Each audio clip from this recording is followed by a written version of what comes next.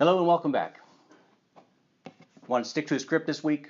Got a couple of topics, about 4 that I want to talk to you about real quick. So my fear related to Aaron this week is that I had a chance to talk to him and kind of build him up a little bit and have him, realize that he is a valued person in my life. My fear is that I fail him, if that makes sense. So throughout our lives, we've been kind of disconnected since I left the house at about 17, and we've never really met up or meshed up or whatever, but we really hit it off this last weekend for the first time in like ever. I mean, you figure we haven't seen each other in 9 years. And so again, I coached him, I gave him some advice, I built him up a bit, and my fear is that I fail him. But I don't think I can, and that's what I wrote as my response. So again, you'll hear me say my fear and then my response to that fear, because my fear is illogical if you think about it. There's no way I can fail Aaron. Aaron can only fail Aaron. Aaron has to keep going. Aaron has to keep motivated.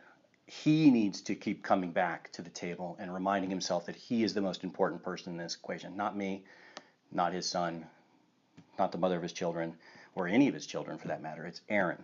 If Aaron wants to succeed, he has to. So in that sense, I cannot fail him because I intend to keep doing these videos. That's the one way I can fail him. So if I were to have a part of this equation is to not talk to him and not continue doing these videos. So I'm doing these for me, to be fair, doing these to help everyone that I can reach, but for Aaron personally, I do it for him, okay? So moving right ahead to something I'm working on, a bit of a project I'm working on that may end up doing some long-term stuff with. What have I changed in my life this last week to better myself to become more positive? So I went through Zig Ziglar's his wheel of life and listed out again: career, financial, spiritual, physical, intellectual, family, and social. My weakest part is social. Honestly say it, if you know me from anybody, you know I have a hard time keeping up with anybody. I have a hard time, Facebooking or even emailing or anything. It's terrible. I've never been able to stay consistent. So this week I am dedicated to keeping up with everybody. So I'm going to call my grandmother. I'm going to call my grandfather. I'm going to try and call my dad this weekend. I do intend to talk to my brother at some point Monday this week. I'm going to try and give my friend a phone call who's in New Mexico. So these are things that I have not done previous to last week that is going to change my life. The goal is, so this program I'm kind of chewing on, the goal is that I'm going to do something different every week. But it's not going to be something different that I change completely. It's going to be something that I change and continue on. So I'm going to build what I hope is a positive habit. So next week I should be coming, so that again, sorry, let me back up a step. That is the social aspect. Next week I'm going to be talking about career and how I'm making a change to my week in career. So I'll be continuing to engage those same people I just discussed next week, and I'll go back and try and change something for my career, figure out something different that I'm doing that I could be, so I could be advancing. And again, at the end of about 49 weeks to a year, I hope that through what I'm trying to do, I make a change. And if I'm able to do it, then what I intend to do is kind of hopefully make a program out of it. The goal, again, is to make a change that positively affects you. So I want to be the first to demonstrate it, of course. My idea. I don't want to be, the guy who's out there telling you, hey, go change your life, and then not doing anything for myself. I have quite a few things I could be doing for myself, to be fair. In each one of those seven categories, I can do something with. Every one of them, no doubt. I'm not spectacular in any one of them, except dead sexy looks. Just kidding. But the point is that I do want to make an improvement for myself, and this is how I'm going to do it. So again, social this week, career next week, okay? My inspiration for this week, my brother really inspired me this week. He, for the first time in some years, is taking steps to take care of himself. He's motivated. He wants to do well. He's with a church group. He had a bit of a lapse, but I think he can get past that. And my brother personally is inspiring me this week to do better, to continue on. Obviously, he's one of my fears, that I fear to fail him, but he inspires me to continue doing things. He inspires me to want to do things. if he can make it, I think I can too. If that makes sense. So I don't know any better way to put that. My brother Aaron inspires me. Okay, love Aaron. All right. Final thing I want to do this week is, and again, I'm going to try and keep this concise, is I want to work on something that people may need. So one of my goals, if you don't know, is to try and defeat the stigma of depression and of suicide. And I don't think enough people out there have the tools to question somebody if they are thinking about suicide. What does suicide look like before it happens? We always, picture the gory details of what happens afterwards. But what does it look like before? Significant personality changes, giving away your stuff, that kind of thing. Things where it's obvious this person doesn't want to continue going, and they're giving you signals. They're not trying to do this in a way that's crying for help necessarily, but it is a call to action. Coworkers, friends, family, your brothers, your sisters, your sons and daughters.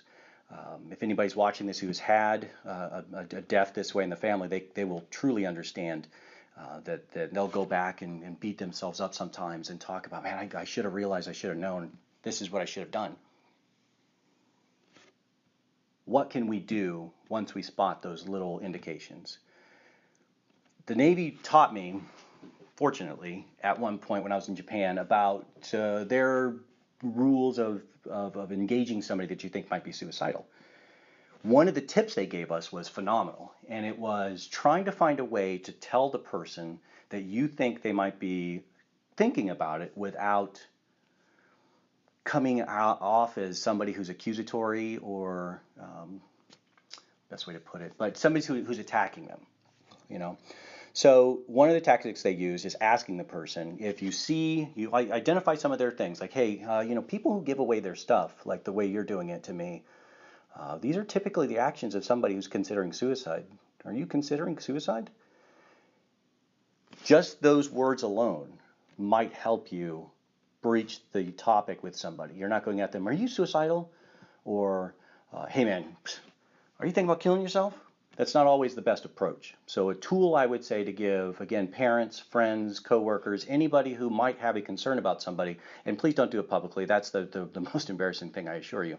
But pulling the person off the side, if you feel you have a good enough relationship with them, that's the caveat, and just ask them, hey, people who talk like this, or people who watch, or listen to rather, this music and have this type of behavior and do these types of things are typically people that I would consider suicidal. Are you suicidal? And you might find out that they're having a hard time, but they're not suicidal, but you get past the point of not talking to them about it. I know for my parents and my grandparents' generation, it was very difficult for people to even discuss it at all. However, we are getting into a core time where it's the most difficult I could imagine for any kid to have to live through. So there is no religion. So you don't have a place to go. Well, I shouldn't say there's no religion, but there's very minimal religion. Everybody believes they're atheist, which I'll talk about later.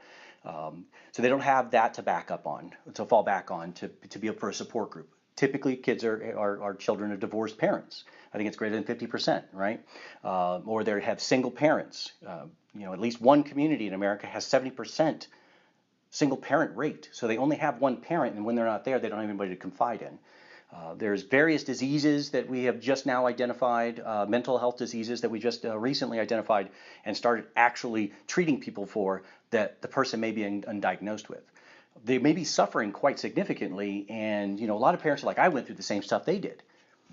But you're not them, remember. You may have the exact same scenario, however, you're not them. So keep that in mind. It's not a time when you want to try and press upon your children or your friends or your family your belief in what they should or should not be struggling with. Their view of their reality is their view, and that's what you're there to listen to. Okay? If you do discover somebody is in fact considering suicide, what I recommend doing is either calling 911 or convincing them to take them to the hospital. Okay. It's unfortunate. It almost happened to me when I was refusing to go to the hospital myself when I had my own problems, and my wife was kind of struggling through one weekend. That the doctor will recommend having the police come out and physically take the person to get treatment. It's not the best case scenario. I'll tell you, it's probably the most painful scenario. But if you can just discuss it with the person, say, hey, why don't we go get some help?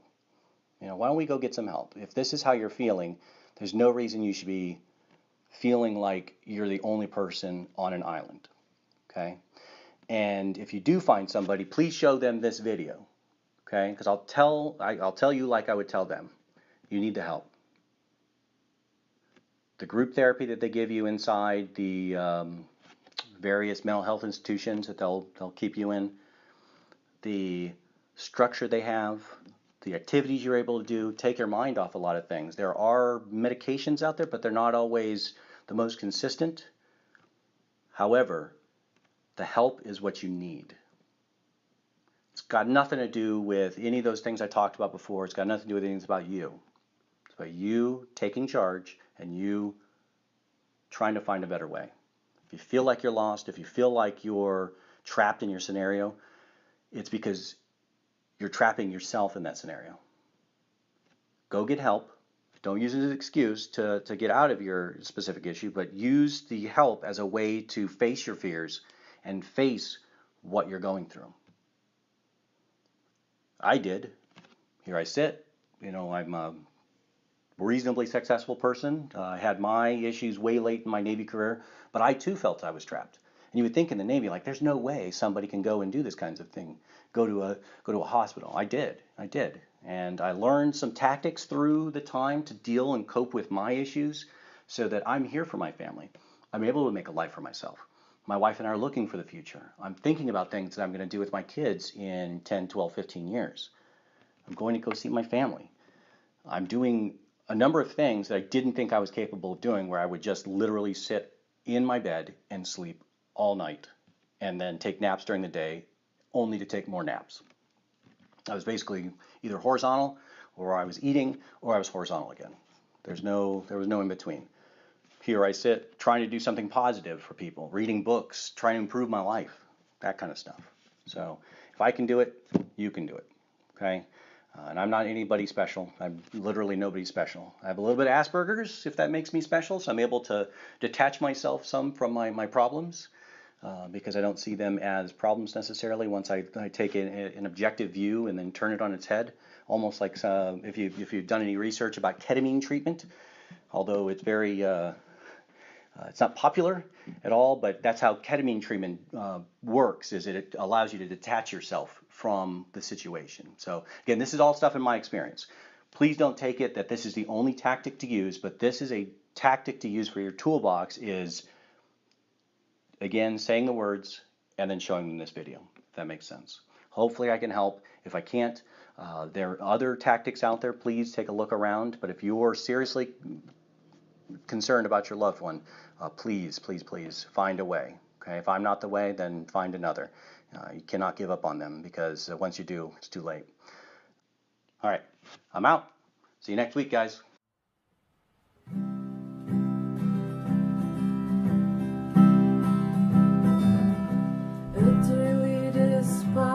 By the crowd with plastic knives, it smells like rotten egg and looks like cheaply made glass.